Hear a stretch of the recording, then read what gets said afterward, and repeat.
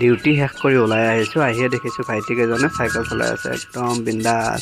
মোৰো সৰুদিনৰ মনত পৰি গ'ল, ইমান ভাল লগা আছিল সেই দিনবোৰ ন।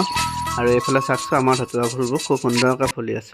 আৰু এইফালে জুপি আৰু খুৰীয়ে জানক গা পা ধুৱাই পাউডাৰ খুৱাই আছে। পাউডাৰ খুৱাওঁতে তাৰ অৱস্থাটো চাওকচোন কেনেকুৱা হৈ গ'ল। মই বোলো সোনকালে ভাতটো খাই লোৱা, আমি গোটেইকেইটা আজি যাম জয়সাগৰৰ পাৰৰ ফালে ৰুদ্ৰসিংহ পাৰ্কত ফুৰিব যাম। খুৰীহঁত প্ৰথমবাৰৰ কাৰণে আহিছে, গতিকে এবাৰ দেখাই দিওঁ বোলো।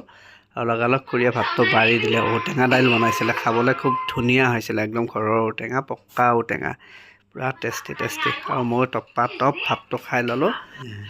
সেইফালে আমাৰ জুপি ওলাব ধৰিলে, জানে মাকৰ লগত খেলি আছে। এইখিনিতে কথা এটা কৈছোঁ দেই, মই শিৱসাগৰত থকা প্ৰায় 16 বছৰমান হ'ল।